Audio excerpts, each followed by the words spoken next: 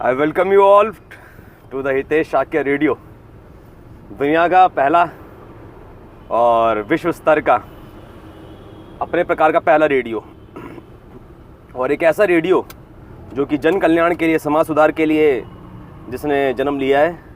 अभी तक के जितने भी रेडियोस थे, जितने भी आरजे थे, वीजे थे, वो लोगों का दिमाग ख़राब करके उनकी ज़िंदगी भर उन लोगों को गुलाम बनाने के लिए, सुबह से लेकर शाम तक अपना प्रोडक्ट खरीदवाने के लिए, फिल्म स्टारों और क्रिकेटरों की तारीफ़ करवाने के लिए और अपनी सेल्फ इमेज को छोटा करवाने के लिए, अपने कॉन्फिडेंस को बढ़ने नहीं देना है, सामने वाले के लिए तालियां बजानी है। उस सब के लिए उन सब चीज़ों का आविष्कार था, प्रचलन था। बट अब चूँकि इसका अवतार आ चुका है रेडियो का, अब चीज़ें बदल जाएंगी। अब उदय होगा एक सुपीरियर समाज का, सुपीरियर सोसाइटी विल राइज। तो to start with the radio, let's connect with one of my co travellers, Sunny driver. जब तक भैया गाड़ी है तब तक तो तुम ड्राइवर ही हो, हैं, और हम मैथ फैकल्टी हैं। तो इस शो में मैथ फैकल्टी से संबंधित रिवोल्ट के बारे में चर्चा की जाएगी, क्योंकि रिवोल्ट तो बहुत बड़ा है। So I would like you to tell me something about your day before yesterday, what happened, who did you meet? कुछ अपने पिछले 2-3 दिन मार्क के बारे में बताओ, अंग्रेजी के अंदर कोशिश करो, क्योंकि जो हमारा रिवोल्ट है। अच्छा, शर्म आ रही है लड़की के सामने? यही नहीं होना चाहिए बेसिकली। जैसे मुझे शर्म नहीं आती ना किसी भी लड़की के सामने, किसी भी बॉस के सामने, किसी भी कलीग के सामने, स्टूडेंट के सामने। क्यों? क्योंकि मैं अपनी ज़िंदगी में एकदम सुपर ईमानदार हूँ। जब आप ईमानदार होते हो ना और अपना काम एकदम लगन से करते हो, तो आपको किसी से डरने की ज़रूरत नहीं है। आपको डरने की एक्टिंग करने की ज़रूरत है कानून से, क्योंकि कानून के पास ताकत है ना। भैया जेल में डाल देगा, फिर जेल से कैसे क्रांति करोगे? जेल से मुझे फिर नेल्सन मंडेला की तरह क्रांति करनी पड़ेगी, ठीक है। इसलिए मैं सिर्फ 2 चीज़ों से डरता हूँ। एक तो मेरे सिर पर कोई चोट मार दे गजनी की तरह, तेरे नाम की तरह, तो मेरे विचार ही खत्म हो जाएंगे। तो जब मेरे विचार ही नहीं रहे तो फिर किस बात की क्रांति? क्योंकि क्रांति विचारों की है। मैं तो गांधी जी के काफ़ी सिद्धांतों को फॉलो करता हूँ और काफ़ी सिद्धांतों को मैं कंडेम भी करता हूँ, बॉयकॉट करता हूँ। जैसे कि ऑनेस्टी का उन्होंने एग्जाम्पल सेट किया, तो बहुत ही गलत एग्जाम्पल सेट किया था। अगर आप ईमानदार बनना चाहते हो तो आपको क्या सारे दारू सिगरेट छोड़ना पड़ेगा, आपको गर्लफ्रेंड नहीं रख सकते, फिर आपको सारा पैसा त्यागना पड़ेगा, ठीक है। और पैसे तो कमा नहीं सकते अगर आप ईमानदार हो। तो मैं तो ये एग्जाम्पल सेट करने वाला हूँ कि मेरे साथ ईमानदार आदमी ऐसा ज़िंदगी दुनिया में आया ही नहीं। और फिर भाई हम तो क्या करोड़ों के महल खड़े करेंगे। और इसी बात का मुझे नाज भी है, क्योंकि हमारे इतिहास में किसी ने ऐसा एग्जाम्पल सेट किया ही नहीं कि एक आदमी ईमानदार रहकर भी खुश कैसे रह सकता है। वैसे दिखते हैं लोग कुर्ता पजामा खादी वादी पहन के, गांधी टोपी लगाकर, बोलते हैं भैया हम ईमानदार हैं और हमने जीवन के अंदर खुश है, संतुष्ट है। बट ये बात थोड़ी पचती नहीं है। आप सनी, आपको भी कंट्रीब्यूट नहीं करना रेडियो के अंदर, नहीं करना तो कोई दिक्कत नहीं है। अगर इंग्लिश में कंफर्टेबल नहीं हो रही है लड़की के सामने, तो आप हिंदी में बात करो, कोई दिक्कत नहीं है। क्योंकि ये रेडियो चलना ज़्यादा ज़रूरी है, समाज तक हमारी बातों को पहुंचना बहुत ज़्यादा ज़रूरी है। अन्ना हजारे के बारे में क्या कहेंगे? तो अन्ना हजारे ईमानदार आदमी है ना, और चीख कर कहेगा कि भैया हम खुश है, लेकिन कोई बात उसको समझेगा नहीं ना, किसी को बात हजम नहीं होगी। भैया कैसे ईमानदार आदमी हो, आपके पास तो ना गाड़ी है, ना घोड़े हैं, ना आपकी कोई गर्लफ्रेंड रही है। मतलब एक तो जिंदगी में कभी आपने गर्लफ्रेंड रखी नहीं, तो कैसे मान ले कि आप खुश आदमी हो? ये कोई तरीका है? ये तो बदतमीजी है। लोग उसको किस नज़र से देखते हैं? ईमानदार की नज़र से या पागल कहते हैं? नहीं, लोग उसको ऐसा मानते हैं कि जब उसे कुछ हासिल ही नहीं कोई देवता है, कोई अवतार है, पैदा हुआ है, इसीलिए पैदा हुआ है। ऐसे गांधी जी भी देवता थे, अवतार थे, इसीलिए पैदा हुए थे। वो अलग बात थी कि मतलब वो इंसान ही थे, लेकिन अच्छे एग्जाम्पल सेट नहीं किए, तो इसलिए लोग रिलेट नहीं कर पाते। फॉर एग्जाम्पल, अगर स्टीव जॉब्स को जानते हैं आप? स्टीव जॉब्स ने एप्पल बना दिया, बिल गेट्स ने आपका कंप्यूटर बना दिया, कंप्यूटर तो क्या बना दिया उसने, विंडोज़ बना दी थी, ठीक है। तो ये जो बड़े बड़े लोग होते हैं ना, एक मुकाम पर पहुंच जाने के बाद अपना बखान करते कि भैया देखो हमने ये स्ट्रगल किया था, ये किया, वो किया, और हम यहाँ पर हो गए, तो कोई भी कर सकता है। तो लोग उसको रिलेट नहीं कर पाते। इसीलिए मैं चीख के अपना जो स्टार्टिंग है ना, स्ट्रगल, इसको पूरा नंगा रखना चाहता हूँ। मेरे 5 शो बना दिए, 5वें शो के अंदर मैंने ये बता दिया कि हितेश शाक्य शो है, उसका वो कैसे आ रहा है, रेस्पॉन्स कैसा आ रहा है। उसके अंदर मैंने यही बता दिया था कि जब मैंने 1 महीने पहले रिवोल्ट डिक्लेयर किया था, तब मेरे पास 1 लाख महीना इनकम आने की वो उसके अंदर फॉर्म के अंदर लोगों ने भर के भेज दिया था, जिसके अंदर से मात्र भी 1790 रुपये आए हैं। अच्छा। हाँ, तो मतलब हर बात में नंगा हूँ मैं। उस टाइम पे चीख कर लिख दिया था लोगों ने कि भैया 1790 रुपये भी आना एक अचीवमेंट ही है ना।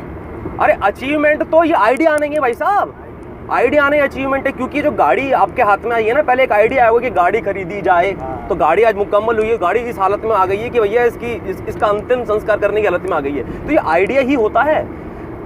मैडम का एक फ़ोन आया था, वो एक ख्याल ही था, वो ख्याल साहब ने मैडम के दिमाग में डाला, वो मैडम से मेरे दिमाग में गया, और फिर मैं तो थोड़ा क्या है कि समाज कल्याण वाले करने वाला आदमी, तो मैंने पूरे विश्व तक पहुंचा दिया वो आइडिया। और इसी वजह से आज हम तीनों बैठे हैं इस कैब के अंदर और उसी रास्ते पर जा रहे हैं जहाँ पर लोग सालों से गुलामी कर रहे हैं। हमने 2 सालों से गुलामी की है और आज मैं फिर से उस गुलामी के अंदर आ गया, लेकिन गुलाम रहते हुए मैं क्रांति करने के लिए आया हूँ। तो आपका सवाल क्या था? मैं थोड़ा क्या कैरिड अवे हो जाता हूँ, क्योंकि बातें इतनी सारी है, वक्त कम है। वक्त ये स्कूल पहुंचने वाला कम नहीं है, वक्त है ही जीवन में कम। मैं कंफ्यूज हो जाता हूं कि पूछा क्या। अरे कंफ्यूज क्या मुझे पता है मेरी जनता कंफ्यूज हो जाती है।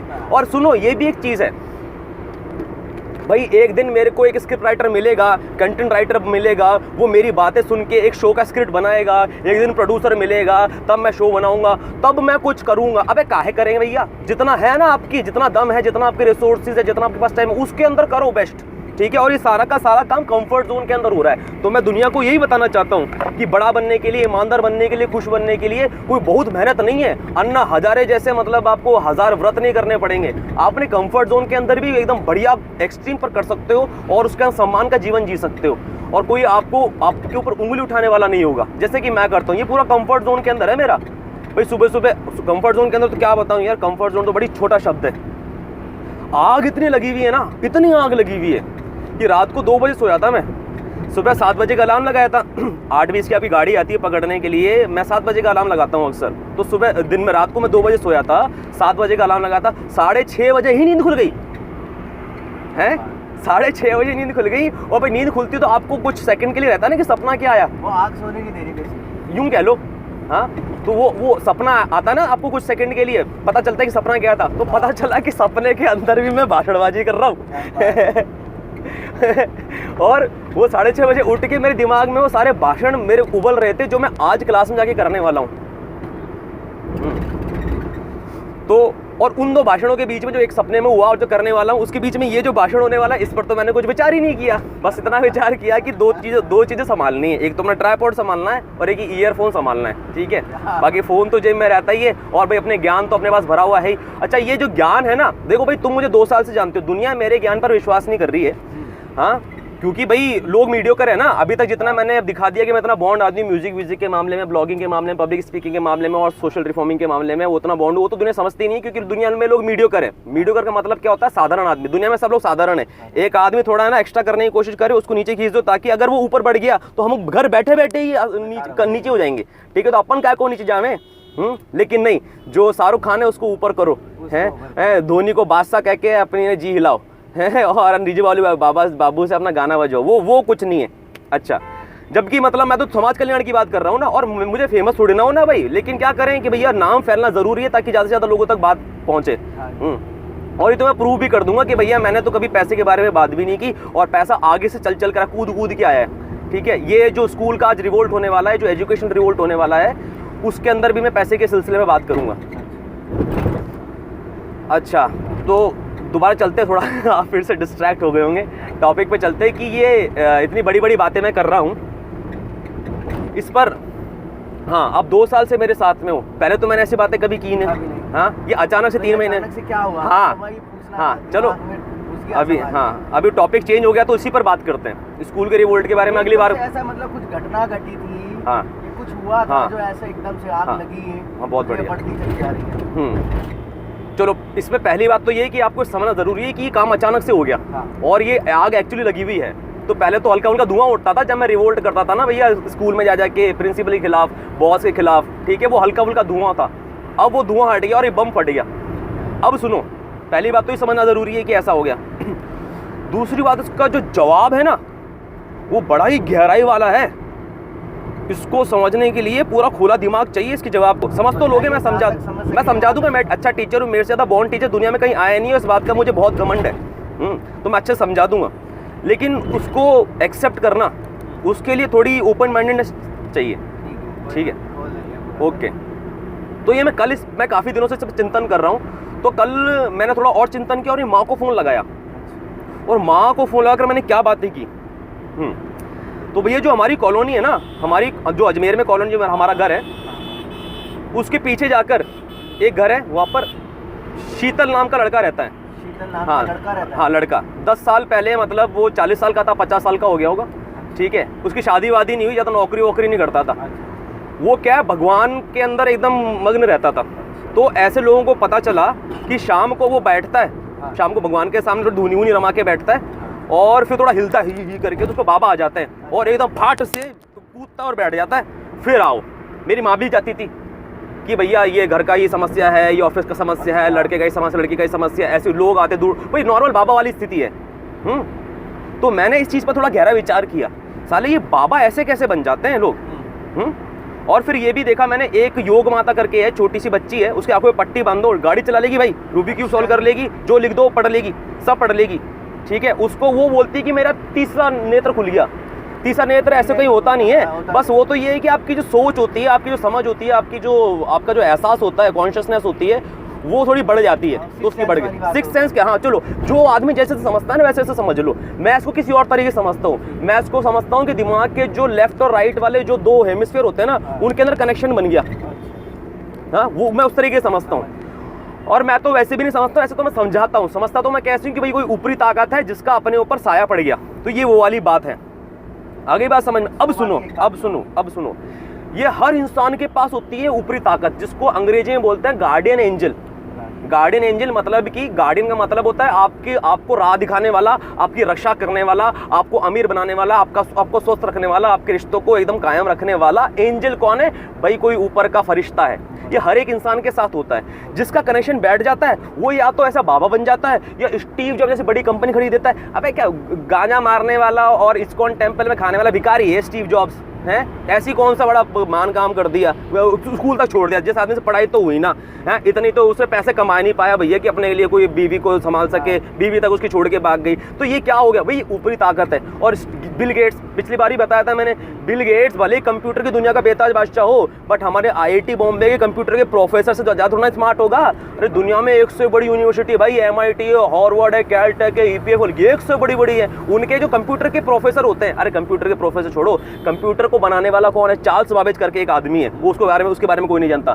कंप्यूटर को जिसने बनाया उससे ज़्यादा बाप आदमी थोड़ी ना है। लेकिन नहीं, इन लोगों के लेफ्ट और राइट ब्रेन होते हैं ना, जो आपस में कनेक्ट हो जाते हैं। ये दूसरे शब्दों में समझ लो, एक ऊपरी जो साया होता है, ताकत होती है, उनका इसके ऊपर पड़ जाता है। तो कोई बाबा बन जाता है, कोई अमीर आदमी बन जाता है, कोई मेरे जैसा बीच का आदमी बन जाता है कि भैया पैसे भी कमाऊंगा मैं और अपने सारे के सारे शौक भी पूरे करूंगा और डंके की चोट पे करूंगा और जन कल्याण भी करूंगा। हर इंसान की समस्या को भी सॉल्व करूंगा। किसी की हेल्थ की समस्या उसको भी सॉल्व करूंगा, किसी की वेल्थ की समस्या उसको भी सॉल्व करूंगा, किसी की प्रोफेशनल प्रॉब्लम है, कॉन्फिडेंस की प्रॉब्लम है, वर्बल फ्लुएंसी की प्रॉब्लम है, अंग्रेजी की प्रॉब्लम है, हिंदी की प्रॉब्लम है, जो बोलो। अभी तो एक लड़का मेरे पास रोहिणी से आने वाला था, उसको जापानी सीखनी है। अब जापानी मेरे को तो नहीं आती, जापानी मुझे ज भी नहीं आता, बट मैंने उसको बोला आजा, मैं तुझे सिखाता हूँ तो क्यों, हम दोनों मिलके सीखेंगे। और ये बात तो मैं वचन देके कहता हूँ, अकेला जो भी सीखता ना, उसके आधे से आधे टाइम में अब सीख जाएगा और मैं भी सीख जाऊंगा। तो ऐसा होना चाहिए समाज, नहीं समझे? जो मैंने आपसे पिछली बार सवाल पूछा था ना कि भैया जो समाज के अंदर मैं चेंजेस लेकर आना चाहता हूँ, क्रांति लेकर आना चाहता हूँ, सबका साथ लेके चलो। हाँ, और सुनो, इसमें सबसे गहरी बात यह है कि ये ना पंजों पे खड़े रहकर मेहनत करने वाला काम नहीं है। ये काम अपने ही कंफर्ट जोन में हो जाएगा। फॉर एग्जाम्पल भाई, लोग है ना हनी सिंह को और बादशाह को एकदम खुदा मानते हैं। मैंने बोला कोई दिक्कत नहीं, मान लो। आपको उसे गाने पसंद है ना, अबे उनके गानों को तो रट लो, रफ्तार जैसा रैप तो कर लो भाई। यही बात समझ में? तो जो आपको पसंद आता है ना, आप उसी के अंदर बॉन्ड बन जाओ। और वहां से आता है इतना कठोर विश्वास कि दुनिया में आपको किसी से डर नहीं है। आज के टाइम में मुझे सिर्फ 2 चीज़ से डर है, सिर पे चोट और मेरी मौत। मौत से क्या होगा भाई? जब मैं ही नहीं रहा तो क्रांति क्या होगी? और मुझे अपने से ज़्यादा किसी इंसान के ऊपर विश्वास नहीं है कि वो मेरे जितना इन चीज़ों को समझ सकता है और उतना गुस्से से इतनी क्रांति लेकर आ सकता है और हर एक चीज़ को समस्या का समाधान भी कर सकता है। ऐसा मुझे किसी पर विश्वास नहीं है। और इसीलिए मैंने बनाया था वो डिक्टेटरशिप वाला वीडियो, अगर आपने देखा हो तो। कोई दिक्कत नहीं है, ऐसे तो बहुत सारी वीडियोस। ज़रूरी नहीं है कि आप मतलब पूरा अपना जीवन लगा दो मेरे वीडियोस और ब्लॉग को पढ़ने, मिस कर दिया तो कोई बात नहीं। तो उसके अंदर मैंने ये बताया था कि मैं दिल्ली का डिक्टेटर का मतलब समझते हो क्या? जो जैसे कि आप फॉर एग्जांपल हिटलर हो गया। हाँ, डिक्टेटर मतलब तानाशाह, ठीक है। लेकिन क्या है, वो एक गलत शब्द है, मतलब गलत शब्द नहीं है, एक नेगेटिव शब्द है। लेकिन उनमें वो आग थी। वो तो ठीक है, लेकिन वो गलत नेगेटिव शब्द क्यों है? क्योंकि मतलब वो समाज के खिलाफ काम करते हैं। हिटलर ने लाखों लाखों लोगों को गैस चैम्बर के अंदर दबा के मार दिया। लेकिन उसके साथ क्या हुआ था वो किसी ने नहीं सोचा। हाँ वो तो ठीक है, हाँ उसके कारण है, सबके पीछे कारण थे। जर्मनी ना रहता अगर वो ना होता तो। हाँ वो बात, हाँ बिल्कुल बिल्कुल सही बात है। तो जो भी भाई जो आदमी आता मुकाम तक पहुंचा है, पूरे देश को कंट्रोल कर रहा है, उसकी जिंदगी के अंदर उसने बड़े गम झेले हैं, ठीक है। उसका बाप भी बहुत पिटाई करता था, उसकी माँ की पिटाई करता था, खुद की पिटाई करता था, और उसने देखा भी कि भैया ये जो जूस लोग हैं इनकी वजह से मेरी जिंदगी और हमारे लोगों की, यहाँ के जर्मन लोग हैं उनकी जिंदगी झंडुई पड़ी है, उसके खिलाफ रिवोल्ट है, ठीक है। तो ऐसे मैंने और भी डिक्टेटर के बारे में पढ़ा और देखा मैंने, जो स्टालिन करके था रशिया का, हाँ मुअम्मर गद्दाफी था, ठीक है। तो ये नेगेटिव शब्द है, क्योंकि गद्दाफी जैसे ये जो बहुत गलत लोग हैं, गद्दाफी ने क्या किया था, गद्दाफी जेल के अंदर लोगों को भर देता था और वहीं पर ही मार देता था। 4-4 दिन से 5-5 दिन से बॉडी वहीं पर ही सड़ रही है, ठीक है। और जिस भी पब्लिक सभा में जाता था वहाँ पे जो भी लड़की दिखती थी उसको हाथ रख देता था उसके कंधे पर, तो उसके हाथ रख देते, कंधे पर हाथ रख देने का मतलब है वो उसकी हो गई। तो बहुत गलत बात है ना यार। अगर आपकी ताकत से, आपके ऑरा से, आपके करिश्मा से, आपकी कौन से लड़की आपकी तरफ अट्रैक्ट होकर आ रही तो वो अलग बात है, लेकिन ये तो गलत बात है ना इस तरह। हाँ ये जबरदस्ती है। उसने एक हैरम क्रिएट कर लिया था। एक यूनिवर्सिटी है वहाँ पर, यूनिवर्सिटी थी उसके राज में, ट्रिपोली करके। उस ट्रिपोली यूनिवर्सिटी के नीचे बेसमेंट में ये बड़ा सारा, भाई साहब ये सारा उसने एबॉर्शन क्लिनिक बना दिया। ये गलत बात है ना। और जहाँ पर वो फैकल्टी ऑफ लॉ था, फैकल्टी ऑफ लॉ उसी यूनिवर्सिटी में जहाँ पर लोग है ना कानून के बारे में पढ़ते हैं, उसके बगल में उसने हैरम बना दिया। हैरम बना दिया मतलब जिस लड़कियों पे उन्होंने हाथ रखा था ना वो सारी वहाँ पे जाके रहती थी। है ये तो बदतमीजी है। स्टालिन करके एक आदमी था रशिया वाला, जो उसने 1/6 दुनिया का 1/6 उसने दुनिया कंट्रोल कर रखी थी। 1/6 इतना बड़ा साम्राज्य था उसका। वो भाई साहब सुबह से लेकर शाम तक किसी से नहीं मिलता था। सुबह 7 बजे तक काम करता रहता था। उसका काम क्या होता था, लिस्ट आती थी उसके पास बड़ी बड़ी, उसमें उसको देखना होता था इस आदमी को देश निकाला देना है, इस आदमी को जान से मार देना है, देश निकाले देना है, जान से मार देना। ये सुबह से लेकर शाम तक ही टिक करता था, खुद बैठ के पर्सनली। और उसने एक बार टिक कर दिया कि भाई आउट तो आउट, और गोली मार दी। गोली तो ऐसे खड़े खड़े ठाए मारी है, और किसी को ना छोड़ा भाई, अपनी बीवी के रिश्तेदारों को नहीं छोड़ा, अपने रिश्तेदारों को नहीं छोड़ा भाई, अपन ही है। तो ये एक गलत तरीका है। इस तरीके से राज नहीं कायम करना चाहिए। जो मैंने उसके अंदर बात की वो इसलिए क्योंकि मुझे पता है कि समाज के अंदर मैं कैसे सुपीरियर बना और लोगों को सुपीरियर बनाना है। अब इसके चलते है ना बीच में कोई अड़ंगा नहीं लगाए, इसलिए मुझे अल्टीमेट पावर चाहिए थी। इसलिए मैंने अपने आप को डिक्टेटर की तरह अपने आप को सोचा था, विजुलाइज किया था। क्योंकि कानून और सरकार और टीवी और मीडिया इसके अंदर अड़ंगा गारंटी से लगाएंगे। क्योंकि सुनो, अब इस बात, छोटी सी बात को पकड़ने की कोशिश करना, और अगर पकड़ में आ जाए तो मतलब मेरा साहस बनाना। ये जो रेडियो चलता है, डीजे है, रौनक है, गब्बर है, फब्बर है, ये टीवी, ये सब है, यही चलता रहे। इसकी जगह कोई ऐसी बातें आ जाए काम के, चलो आज मैं ना हिटलर के बारे में बताता हूँ, आज प्रधानमंत्री के बारे में बताता हूँ, आज हमारे देश की क्रांति के बारे में बताता हूँ, ठीक है, आज मैं न्यूट्रिशन के बारे में बताता हूँ, हैं, आज मैं थोड़े प्रोटीन पाउडर के बारे में बताता हूँ, ठीक है, आज मैं थोड़ा है ना आपको फिल्मों के बारे में कुछ ज्ञान की बातें अगर कोई करे तो ये गलत तरीका नहीं है क्या? मतलब इससे लोग अवेयर हो जाएंगे, लोग अपने अपनी जगह बॉन्ड हो जाएंगे। वहाँ पे जाके बॉस को बोलेंगे हाँ साहब ये रहा मेरा इस्तीफा, जेब में मेरा इस्तीफा रखा हुआ है। हाँ, और वो कोई गलत नहीं है, क्योंकि उसको पता है कि मैं अपने काम के अंदर एकदम पक्का हूँ और मेरे जैसा आदमी इंसाफ को जन्म जन्म में नहीं मिलेगा। और इसी विश्वास के साथ मैंने अपनी नौकरी छोड़ी थी। हाँ, वो तो उस मोमेंट पर तो मिलना ही नहीं था, वो तो गारंटी थी, और उसका तो आप लोगों ने देख भी लिया, साक्षात प्रमाण देख भी लिया। और आज फिर से ये वीडियो 2000 लोगों के सामने जा रहा है फेसबुक पर। मैं फिर से वचन देता हूँ, मेरे ऐसा आदमी मेरे बॉस को जन्म जन्म के अंदर नहीं मिलेगा, और इसी बात का मुझे गर्व है। वो तो अब पता चल गई, सारी बातें क्लियर हो गई हैं। लेकिन अब मैं चाहता तो अब इस्तीफा मैं जेब में रखता, लेकिन अब तो सारी बातें ही क्लियर हो गई हैं। तो मैं ऐसा एम्प्लॉय ऐसा होना चाहिए, इस्तीफा जेब में रखे। मेरी आप बात आई पकड़ में?